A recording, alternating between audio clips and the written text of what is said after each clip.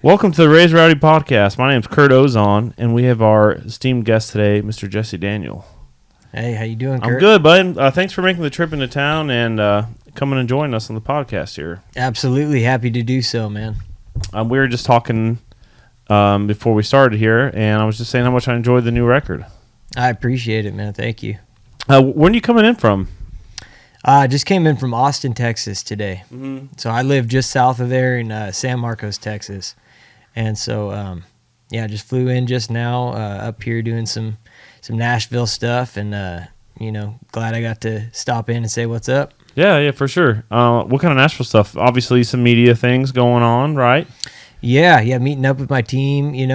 Recently signed with a label called Lightning Rod Records. Congrats, man. And, thank you so much. They're out of Nashville, so I've just been kind of coming up here, more regularly and trying to, just kind of get stuff done up here. It's a great town, very inspiring, for music and whatnot. For sure.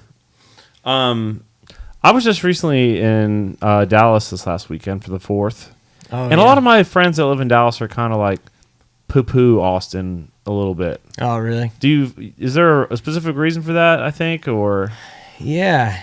I think, and I'm not from Texas originally, right. I'm from California, and that is another thing that Texans in general like to poo-poo on is California. So I'm used to that. Mm-hmm. But with the Dallas thing and Austin, I think everywhere in Texas kind of bashes on Austin a little bit because it's like the San Francisco of Texas. It's like the weird. Yeah, it's like their motto is like keep Austin weird, and for sure. It's a lot of that kind of counterculture stuff, a lot of hippies back in the day and all that. And so and it's a major city too, so it's got a little bit of everything. But I think that's kind of generally why people do that. I've always had the best time there. Yeah, it's a cool town. And I played, what's that? There's an amphitheater that's kind of outside Austin a little bit. That's like on a river. Whitewater, is that New Braunfels? That's Whitewater, yeah. Yeah, that place. I've played there before. It's awesome. Nice, man. That's awesome. I've always wanted to play that spot. That's a good one. Especially in the summer when it's like baking hot, and if you don't play till 7, it's like you can just float the river all day. It's right behind it, yeah. Yeah. I like Austin, man. All the times I've been there, it's just been, what is it, 5th Street, going out there, and 6th Street is the wild one, yeah. Yeah, it's like, is that like Broadway, I guess? Exactly. It's kind of the lower Broadway of Austin for sure. Yeah, I was just in the Stockyards, which is like the Broadway of Fort Worth. Yeah, sure. Very similar. It was pretty fun, man. Some good bands down there. Mm-hmm. Dallas is cool. Yeah, and where Fort Worth, excuse me. Yeah, and where in California are you from? I grew up in a town called Ben Lomond, California. That's on the Central Coast. Never heard of it. Yeah, it's a small town. It's about 5,000 people, but it's right next to, very close to Santa Cruz, California. If you ever heard, like the skateboard company, Santa Cruz Skateboards, or guitar company, exactly, absolutely, yeah, ton. So there's tons of bluegrass history where I grew up too, with like all the acts that would come through and play our local radio station and play the venues in town, and Santa Cruz Guitar Company. And yeah, so that's basically it. Nobody knows the actual town I'm from, but Santa Cruz is kind of the next big one in the area. Place. And would you say that that growing up in California has had like a huge impact on your music style? Like this is like the Bakersfield thing, or? I would say so, definitely. That the Bakersfield thing, but also just kind of a lot of the classic rock music that came out of California in general, in the 60s and 70s. A lot of that is music that I grew up on. My dad played, blues and classic rock and some country bands when I was growing up. And so I got kind of a well-rounded, influence of that music just from the stuff I was growing up hearing on the radio. And then, it's like anything, like a sports team or anything that you find out there from your area and you're like, oh, I could stand behind this, and kind of be proud of it. Yeah. It's I was kind of doing my research for this podcast, just going on your website and reading your bio and all that. And it surprised me when it said that you were like a punk drummer. Yeah. Because when I listen to your record, it sounds like that you've just been playing country music your whole life. And that you're like so steeped in the tradition of it. But it's cool that you like grew up playing like punk drums because like I did the drum line in high school and like Oh, nice. I had a punk band and more like Right pop on. punk and stuff. But like, Sure. and people are like, "Oh, Kurt, you play, steel guitar. You must have grown up listening to country music." Wasn't really the case for me. Sure. No, and I can relate to that. I kind of grew up more on like the classic rock thing, and more into blues and classic rock. And then, as I got into high school, people that I knew went to school with were into country, and I kind of got influenced, in that way. But yeah, with the punk rock thing, I feel like everybody, assuming we're within the same kind of, age range, I feel like, that generation of people, it was kind of impossible to not be influenced by punk rock, like you said, pop punk. Any of that popular music, just because it was so huge. It was on every TV, every radio station.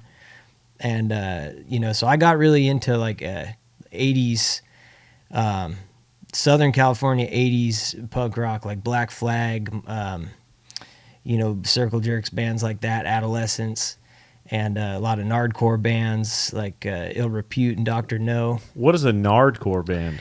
So that's like hardcore music, back in the 80s when it started, like bands like Black Flag and all over the country, different bands. But nardcore was this type of hardcore punk rock that started in Oxnard, California. So they called it nardcore.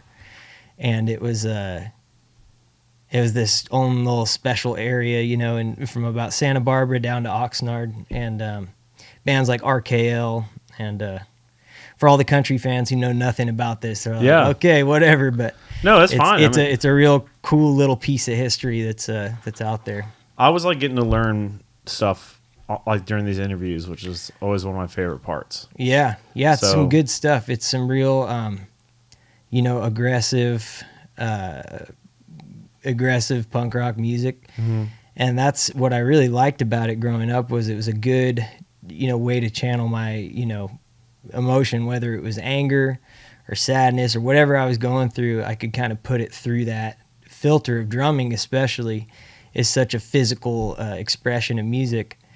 And so I feel like the connection with country music is like once I figured out, that expression of punk rock to rock and roll to blues to country, it's really not all that different. It's a different style of music, but the feeling that you get from that expression, for me at least, is the same, and I feel like, the way that you get to kind of channel that emotion is the same. I mean, country is all about heartache, struggle, all the things that happen in life, Yeah. There's definitely moments like on stage, even when I'm playing country music, that it's like I get the same feeling as I did just when I was playing in rock bands, like in high school or in college. Sure. Yeah, that's exactly what I mean. The lyric now in the country world, it's like more relatable, I feel like, and there's more stories and things like that than it was like in rock music of the mid 2000s or whatever. But the feeling is so similar. Mm-hmm. I agree with you. Yeah, and so what were some of the first like country artists that you got into? Off the bat, the guys that I went to high school with were all listening to Alan Jackson and George Strait. Yeah. And, a lot of the 80s, 90s guys that kind of were also experiencing that popularity in the 2000s. I remember Good Time by Alan Jackson being at, like, my high school, every rally that we do. It was like Alan Jackson was huge. So that was kind of one of the givens. But then when I really started digging in, I got into Merle Haggard. That was kind of like some of the more old school stuff. Johnny Cash was... So you started going backwards in time. Exactly, man. Yeah. I kind of first discovered the stuff that was popular, when I was around. And then just like I did with punk rock, I kind of did this mission to the beginning of it to find out all the stuff I could. I did that with country, and just started digging back into the 80s and the 70s and the 60s and 50s, and so guys like Merle, Waylon Jennings was a huge one for me, Johnny Cash, so many others. Yeah, all the classics. Mm-hmm. Some Hank Williams. I think I can hear some of that. Oh, most definitely, man. Yeah, Hank, for sure. Hank Sr. I love Hank Jr. too. Yeah. I got really into Hank 3 also when he was out doing his thing. Yeah. I grew up listening to rock and metal and stuff, but the Hank 3 was kind of like that bridge to country, I feel like. Yeah. Like 3 Shades of Black and all that stuff. Definitely. What is he up to these days? Man, I've been wondering that because he, I feel like a few years ago posted something or somebody said that he might be coming back to make music again, and then I didn't really hear anything. But I was a big fan of his for sure. And I was also, speaking of big fan of Sons, it's reading like the press sheet, it's like Ben Haggard was involved in your record, wasn't he? Did you guys co-write or did he sing on the record? Or he did. He sang on one of my songs, "Tomorrow's Good Old Days." He sang that one, and I wrote that song. And my fiance and manager and songwriting partner Jody, she heard that song and she just immediately was like, "Man, I could hear Ben's voice on this. I think he ought to be singing on it with you." And so we had kind of developed a friendship, me and Ben, over the last couple years. And I just got in contact with him, sent him the song, and he sang on it and kind of made it what it is. It turned out great. Yeah, that's awesome. I remember following him on Instagram, and he would always post videos of him singing. And it was just, whenever I was, browsing on my phone and that would come up, I would just kind of stop for a second and listen and enjoy. Yeah, he's incredible, isn't he? Yeah, he's amazing. I feel like he hasn't been posting as much or something. Yeah, he's he's doing his thing. I know that he and his brother Noel are doing like the Haggard Brothers basically, and they go around and tour, and they'll play like big theaters and basically just play their dad's music. So they've been kind of busy doing that, and I've heard a little bit of Ben's stuff, and I know he's a hell of a songwriter himself. Yeah, absolutely. So waiting for him to put out a record. I know. Maybe we'll have you sing on it. I'd love to. Yeah. What an honor to have him on your record, though. Absolutely. How cool is that? A huge honor, man. And you mentioned Jody, and so she's your partner in all this, and manager, and background vocalist, and co-writer, and oh yeah. I was on the record today on Apple Music, which has like credits built in, so you can see like who plays and sings. And I didn't see a lot of information about this record online. So who are some people, like, was it a lot of solo writes, or were you doing a lot of co-writing for this new record? Or this one was mostly just me and Jody, really. That was it. It was, I'd say probably 60% me, and then the rest that Jody and I wrote together. We've got a couple duets that we wrote together on this one. One's like a real slow, sad ballad type song called When Your Tomorrow's in the Past. And then we got one called Stepping Out that's kind of like a funny, Conway Twitty, Loretta Lynn type deal. Barn burner. Yeah, exactly, So, yeah, it was really just Jody and I, working on these songs together. And even on the ones that, she doesn't write with me, it's like I'll be writing in the living room and she's kind of there for the process and helps with a word here or there type situation, so we kind of do that for each other. Hell yeah. Good teamwork. Exactly. I love it. Makes the dream work. Yeah, and I don't know if you kind of know my story at all, but I do play guitar. I was going to ask you, yeah. Yeah, actually I met Nick, who I usually do the podcast with, through like smoking cigars and music and all this and that. And I play in Luke's band. That's why we got all the Luke posters up here. And with Luke, I play steel guitar and utility, like dobro and electric and all kinds. Awesome. Just a little bit of everything. I had no idea. Yeah, I was talking to a star right now. No, dude, that's not true. But I will say that as someone that plays steel guitar and guitar, the playing on this record is absolutely insane. Thank you, man. It's incredible. Well, all the steel guitar and dobro is all Caleb Mello. He's, up and comer. He's, I think he's only 23 years old. It's he's nasty. Been with me for about 3.5 years, 4 years, something like that. Before that, he was, touring with a band called the Reeves Brothers. And he's born and raised in Bakersfield, so his dad used to take him to these old-timer steel guitar, like, meetups, where these old Bakersfield guys would sit around and basically just play old tunes, and they'd have a band and they just play, a bunch of steel players playing music together.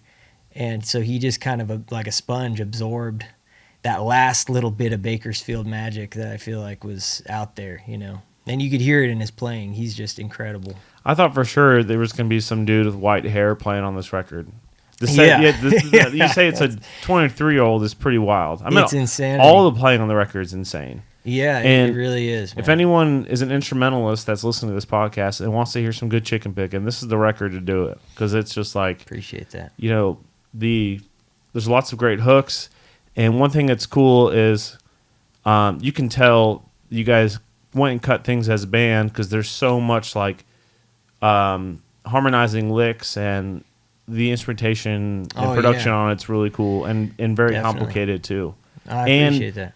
But you can still really dance to it. I could see people at your show, everyone's moving, everyone's dancing, I bet. Sure, yeah, a lot of the times, for sure, and that's something I love about, like recording records, making music, is arranging those things and those hooks and those parts. That's such a huge part of a song to me, is not just like the lyrical content or, whatnot, but the actual composition of the song, and having those harmony parts. And John Carroll played lead on this record. He's played on my last few records.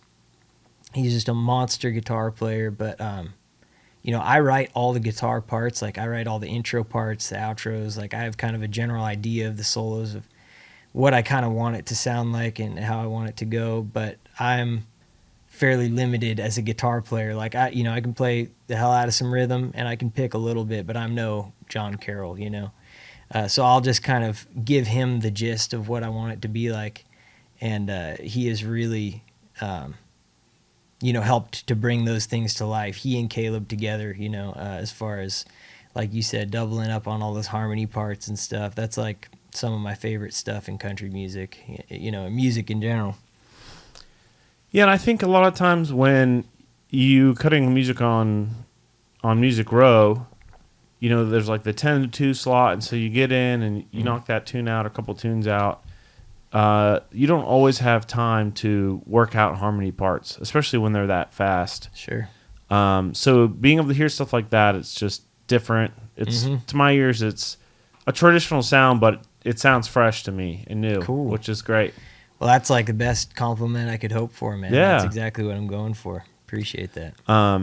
It's just, I can tell you guys kind of, from a production standpoint, went the extra mile, and it has all those little extra little tasty little bits on the record, Thank you, man. This is my first record I ever produced, myself, and spent a lot of nights, laying awake, staring at the ceiling, kind of thinking of things like this, and then going back into the studio and retaking it or making sure that it was just right, so that means a lot. Thank you. Yeah, plenty fiddle, lots of steel, lots of good Telecaster picking, and acoustic stuff too. Are you is the guitar player playing acoustic solos? I think there's a couple acoustic breaks on the record. Yeah, that's all John on this one. I have on past records of mine played, acoustic breaks, mostly like some bluegrass style stuff. I'll play a little bit of that on some of the acoustic stuff. My first record back in 2018, I played a lot of like electric lead on that. But all this stuff on this one is all John. I just played a lot of rhythm. Gotcha.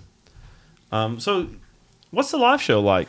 How big of a band are you touring with? I know you guys are doing a lot of clubs, and I know you're doing 200 shows a year. Is that so? Last year. This year is considerably less because we're kind of that's a lot of shows, man. I know, man. The last couple years has been like that. Last few years, really, and then the live band is we've got steel guitar, lead, bass, drums. Myself, I'll play telly and acoustic, go back and forth, and then Jody on backing vocals.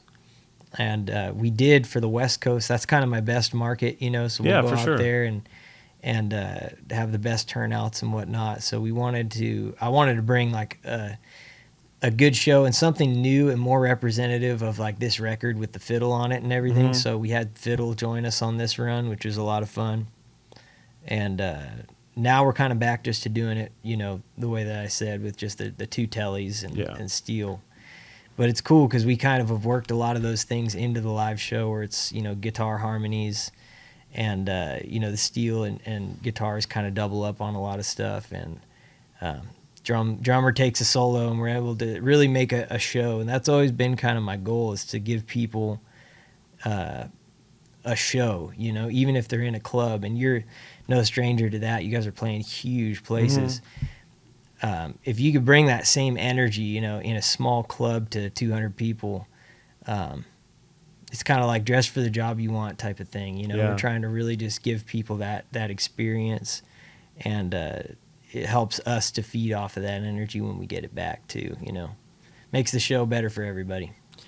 Yeah, I think a lot of people that are afforded the opportunity to play the bigger rooms, it's like we miss the club shows too. We miss the 200 to 500 cap rooms.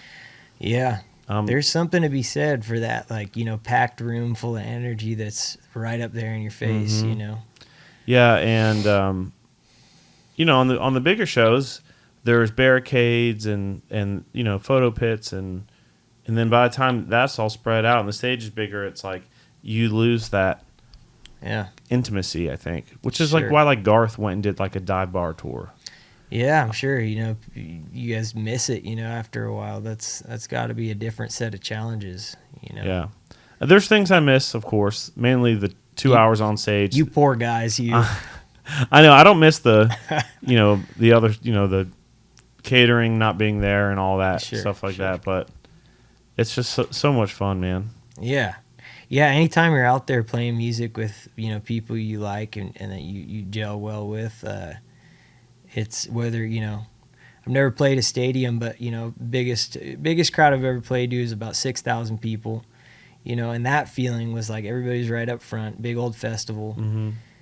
And, it doesn't matter. I've played shows that are 15 people that were as fun as that, It kind of depends on like the whole vibe of it, and if the people you're making music with are, a good fit and a good group, which I'm thankful for my touring band right now. Everybody's real solid, Love it. And so are all the guys that played on the record touring with you, or?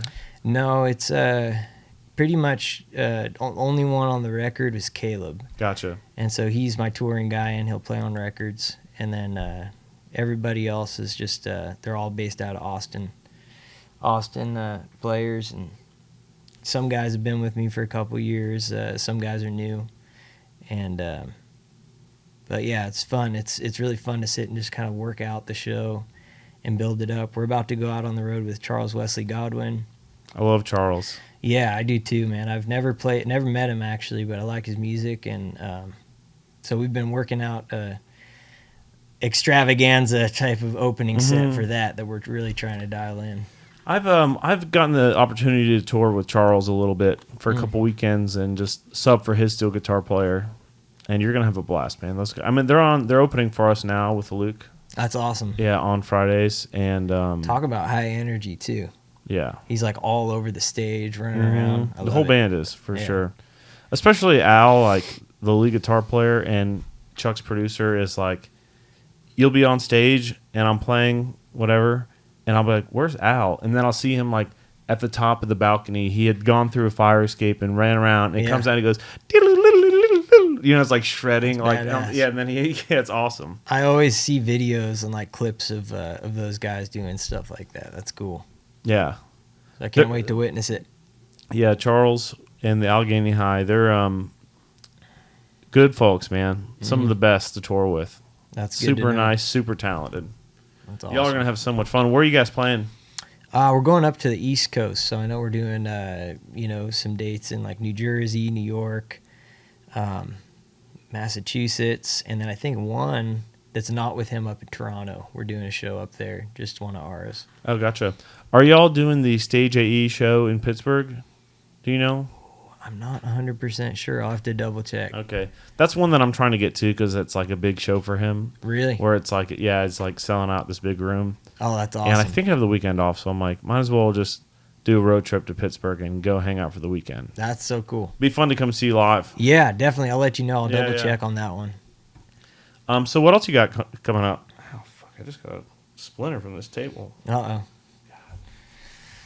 Man, I got, that record coming up. I'm doing some recording, actually, while I'm here cool. in Nashville, just doing something that I'll leave it at that for now, but I'm Some secret stuff. Exactly, yeah, some secret studio stuff, and I'm excited about that. Really just kind of focusing on doing that, and then I'd like to get back in the studio some more over the winter, and I've kind of just been writing more than ever, and feeling inspired. Yeah, hitting that stride. Exactly, man. That's it. I feel like it always happens right as you're putting out a record. That's when that flood of inspiration kind of comes. And, we've been on the road a lot, so just really trying to keep that flow going. And, we're going to be touring a lot the rest of this year and, just gearing up for next. I know next year we're probably going to be doing quite a few European dates. And we went for the first time last year. And I didn't know that they like country music. I didn't know to the extent of which they like country music, and it was insane. So I can't wait to go back and see what it's like, 2 years later, after these releases and whatnot. Were people dancing at your shows over there, or? They were a little bit, but it was like, I'd say it kind of compares like on the West Coast when we play. Say we'll play like a 250 or 500 cap room and we sell it out and it's like packed. It's like a rock show, everybody's to the front. Sure. It was kind of like that. Like we played, for instance, Valencia, Spain, and we were showing up to these places in Spain that I've never been. When was this? This was last July. And we played, 3 dates that were just show dates in like, 250 clubs, and we sold out each one of them. And people were coming out. I know. Could not believe it. And most of the people knew, my name and stuff. But a lot of the people just came because they're like, there's an American country band that's playing. And they don't get that music very often. So that was incredible. We got to headline a festival over there called Her Casa Fest. And that was that 6,000 people, show. So your biggest show was in Spain? Yeah, it was. Wow, what a trip. I know, it was insane, man. And then we also did a festival in Belgium called Shock Fest, and it's pretty cool. You probably dig it if you love rock and roll and country. Yeah, yeah. They had us, they had Fu Manchu, like all of these different punk rock bands, rock bands, and then us and Dale Watson. And so it was what like a lineup. Yeah, I know, a very crazy lineup. And so I think we're going to be doing that one again. And I love Europe, man. Me too. Cool.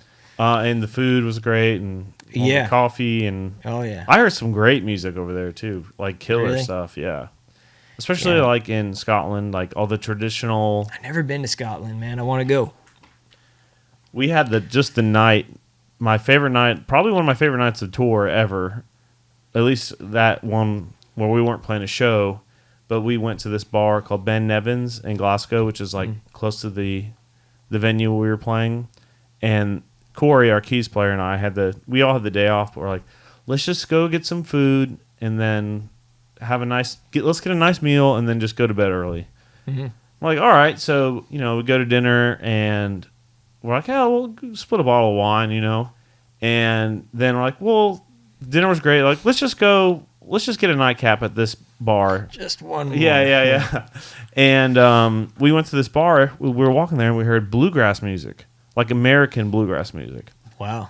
And so we went and watched this group play, and, it was like guitar, mandolin, fiddle, and they're just sitting in a booth playing for the bar. Mm-hmm. And we befriended them, and we're like, hey, you guys should come to our show tomorrow. And they're like, okay, cool. And we're like, is there any more music tonight? And they're like, go to Ben Nevins. It's trad night, which is like traditional Scottish music. Yeah. And it was amazing. It was like bagpipes, and let me see the vocal clip. Yeah, that's awesome, man. And it was like my favorite night on tour, as far as like getting to hear local music, having a day off. What a thing to stumble upon, too. You know, that's like, It was like a bunch of. It was like if all the professional fiddle players in Scotland were like in one bar at the same night. dang. Oh my God. You're not kidding.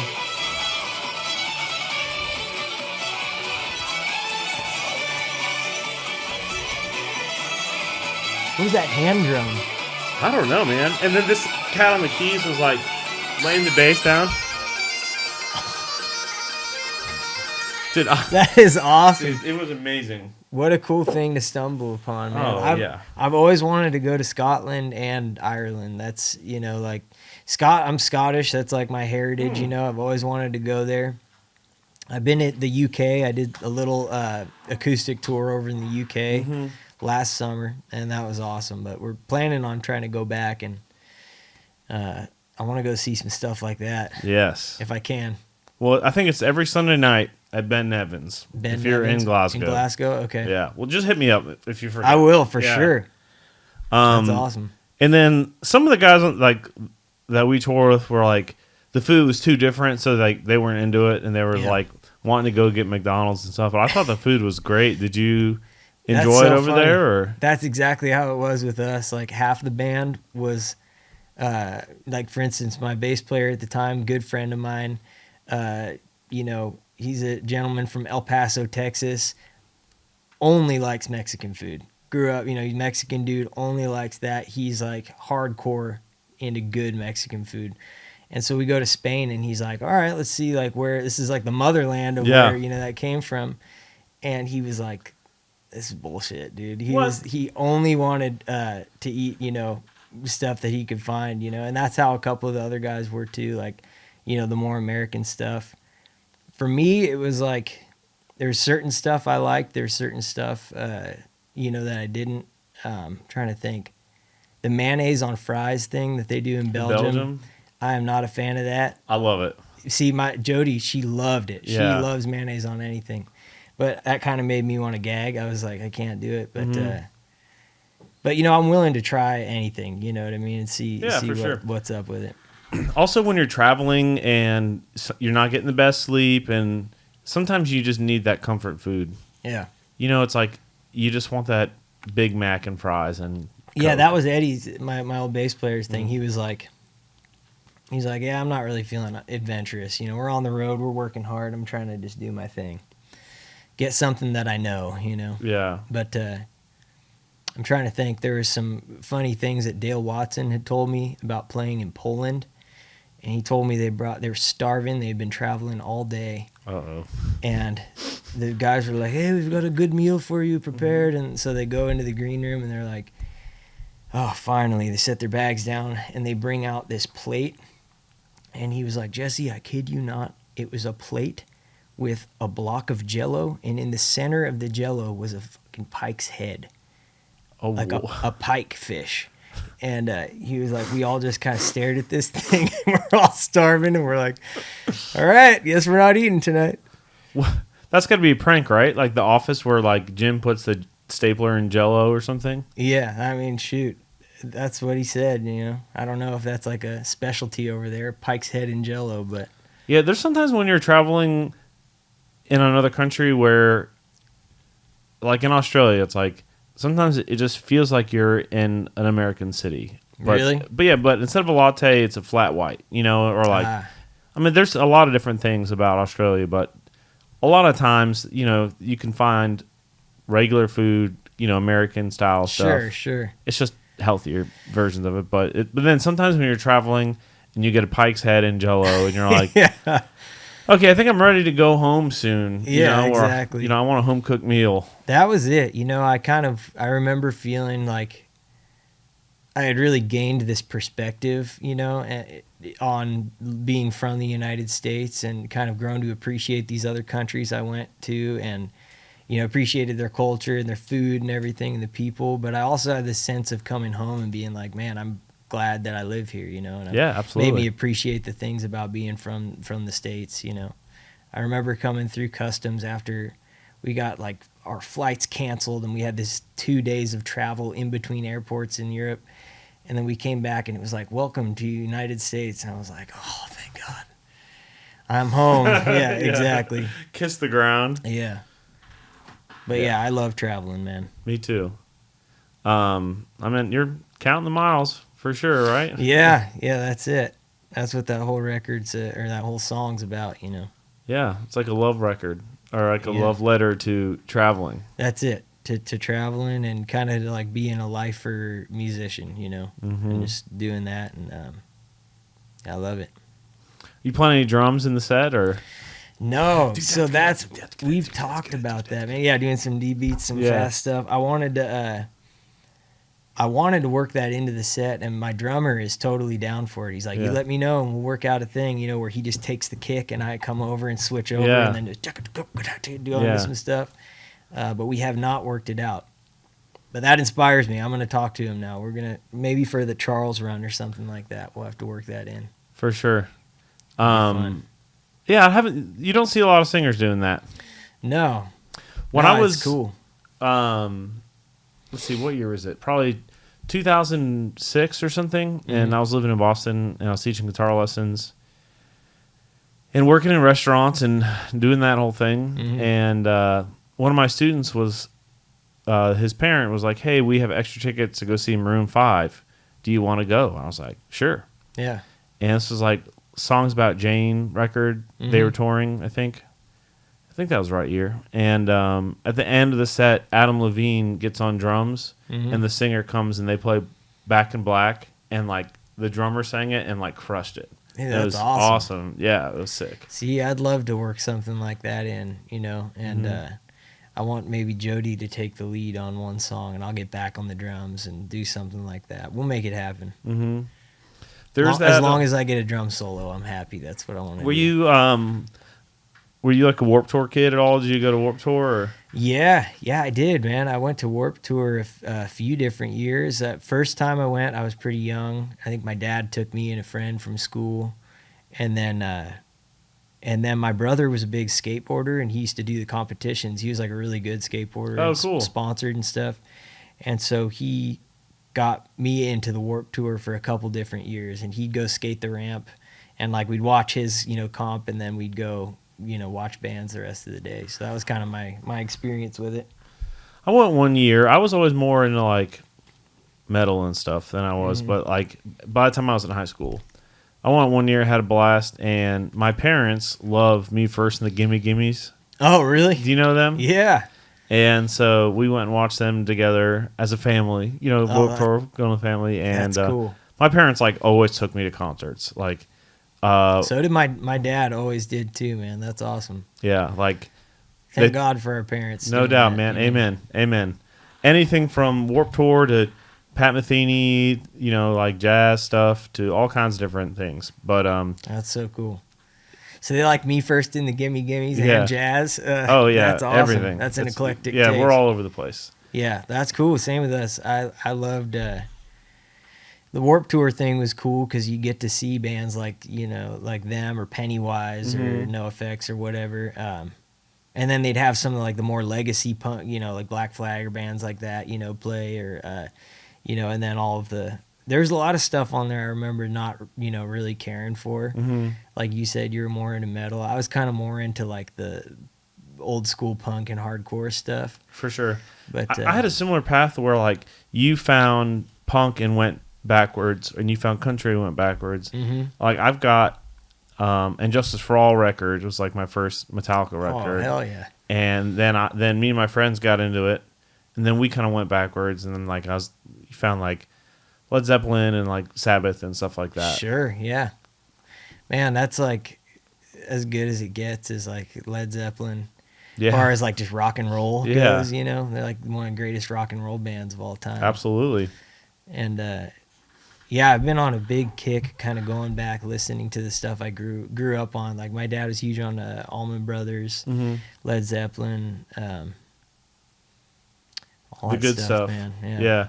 I find myself doing that too. Like if I'm like at the gym or something or going on a run, I'm like, all right, old standby. Let's listen to this record. Oh yeah, But that's exactly what I've been doing too. Same but thing. one thing's been really fun is like, doing all these interviews and doing this podcast. It's like I'm listening to so much more new music, Oh yeah, which is super. It's like I listen to your record and whoever, like we had Caitlin Butts on, so like I yeah. listen to her new record. That's awesome, And man. She is great, by the way. oh yeah, she's killer. Awesome. And we just had her on the couple like last week or so. So that's why I got my T-shirt. She was just in Nice. Spain too, actually. She headlined the festival we headlined last year. She did that same slot, and it looked like she crushed it over there. Yeah, That was that one. yeah, she's a ripper for sure.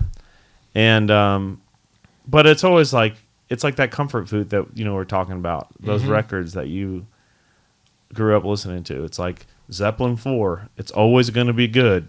It's like Ride the Lightning. Always going to be good. Those are like my staples. Totally, man. Yeah, that's like one time this guy described my music to me, and he said, I don't know if this is going to make sense, but like when I listen to your records all the way through, it's like a nutritious meal. And I loved that analogy. I was like, that's so cool. And that's kind of like how I've grown to think about those records. Like you say, it's like you listen to it and you feel like you really get something out of it, something kind of spiritual out of it, like a nourishment of some kind. Yes. And what I love about the production of the record is it's just not gimmicky. It's, 6 people, 7 people on a record, maybe a harmonica player added every once in a while. That's right. And it's the same guys on each track and gal, and it's just really good, solid gold country. Thank you, man. Yeah. Appreciate that. Yeah, I just wanted to make the most country record I'd ever made. That was my goal. Well, you definitely did it. I mean, it's country's chicken shit, for sure. No doubt about it. Oh, yeah. It's cool. It's, you let the songs do most of the speaking, too, which is cool. And there's not like... I just hear a lot of music now where everything just feels so processed. And this is like a Whole Foods nutritious meal. Yeah. Sure, man, I love that. I know there is so much music out there now that is like ultra processed and just kind of commercialized, and there's some of that stuff I like. There's some stuff that's good, just fun to listen to, just like it's fun to drink a Diet Coke or eat a cheeseburger once in a while. You know what I mean? It's not necessarily a good thing for you, but it's fun to do. Yeah, once in a while. But no doubt. But yeah, my music, I try to make stuff that's good for people, and that's good for me. And it kind of is this like mutually beneficial thing. It's like I'm making music the music that's in my heart, and it might not be for everybody, but the people that find it, it's like they love it and it's for them. Yeah. If that makes sense. Of course. Have you found that the sort of, how do I say this without it being an oxymoron, the resurgence of like more traditional sounds, has it been affecting like your touring, or have you found people more open to it? I'm just thinking of like a lot of newer artists that are coming out that have that more traditional sound. Man, I'm sorry. Rephrase that one more time. Like, have you noticed that like the traditional sound is coming back more? Oh yeah, definitely, man. It has. I think that like, really when I started having interest in like making country music, and I went from, being, like you said, you worked in restaurants, from being just a full guy working full time, playing music on the weekends, to being like, all right, I want to play music full time and I want to make country music. That was like 2017, 2018 is when I really made that transition. And I had been doing it years before that. But at that time, there's guys like Sturgill Simpson was just like coming out with, a lot of his most famous stuff, and before. And there was that kind of stuff percolating and stirring up. And it was becoming popular, but I feel like it was almost still this underground thing. But now you have it to where I almost feel like the more traditional stuff, especially the 90s stuff, is really coming into the mainstream, and it's I think, just like anything else, like good and bad, it's like you want your cool thing to be your cool thing, and have it be yours forever. But then, I guess the more people are hip to something, it's kind of benefiting everybody in a way, And so I do think definitely there's a lot of really good, country music that's coming out that is more traditional, now. I just think more people, it's cooler to do now, so there's more people doing it. Country's cool again, as Laney says. Yeah. I was at a wedding, like I said, this past weekend or weekend before, and they did like their first dance was a Flatland song, and then it was also a Zach Top song. Oh yeah. I mean, I was in Texas, so it's sure a little biased there, but I definitely think that country music as a genre, even in the last 4 or 5 years, is just feels like it's exploding and creeping up into like the pop and just the consciousness of the country more so than it ever has, at least since I've worked in it. I agree. So there's more room for a more traditional sound, you know, like yours or like Zach's. And then there's also room for like the up-tempo dance trap beat stuff too, for when you're at the bar or whatever. Yeah, no, exactly, and I think that's cool because I think it is cool that there are guys like him and others that are, achieving that kind of mainstream success with it. Because like you said, the trap beat stuff or whatever, it's like I'm not one of these people that just hates on music and is like, you see all these pages that are like, F pop country and stuff and this and that. And it's like, okay, I have certain stuff that I hear and I viscerally am like, oh, that sucks. I don't like that, Everyone does. But, I think that like you just said, the boosting of those more more traditional sounds in the mainstream, I think is turning more heads toward, more traditional country, which, so kudos to the guys doing that, basically. That's just what I'm trying to do is just keep making that music because I love it. So I mentioned Zach. Is there any other artists that you think are doing it in a cool way that you want to shout out? Yeah, man. I know that Colby Acuff, he's one that he kind of has some really cool like songwriter stuff, and then also some real honky tonk kind of country type stuff. I like his stuff. Yeah, he's my literal next door neighbor and best friend. Oh, really? Yeah. Nice, man. He just sent me a T-shirt, and we traded shirts, man. Cause, he likes. We both have an affinity for truck stop. Nice, hell yeah. Well, he's a new favorite of mine. Honestly, I looked him up because my my driver and merch guy Kyle is like a huge fan of his, and he does a podcast called Honky Tonk Heroes, and I think he interviewed him, turned me on to him, and so I'm a fan of his. I really like Benjamin Todd, because he's kind of been going from the more Lost Dog Street Band like songwriter stuff and more folk stuff into the kind of country honky tonk range. And I've heard his music that he hasn't released yet, and it's like some of the most country stuff I've ever heard, that's in modern times. It's super good. And he's got a crazy vocal range and good songwriter. Caitlin Butts is crushing it. There's so many others. I can name so many other people. Oh, Tony Martinez. I got to say, man, if you're not hip to him, I'm writing it down. Write Tony Martinez down. So Tony has got a record coming out, and he, I believe, I'm not sure, Tony, I'm sorry if I'm getting this mixed up, that Yellow Wolf either produced it or had a hand in working with it, but he's been basically like on the road with Yellow Wolf for a long time and working with him in one way or another.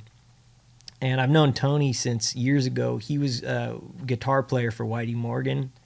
Oh, cool. And Tony is probably one of the most ripping guitar players I've ever heard, has the most crazy, powerful voice, and he's just an incredible songwriter, too. I can't say enough stuff. It's unfair sometimes. Yeah, he's one of those guys that was so blessed with musical talent, man. So if you want good music, like good songwriting, country music all around, check out Tony Martinez.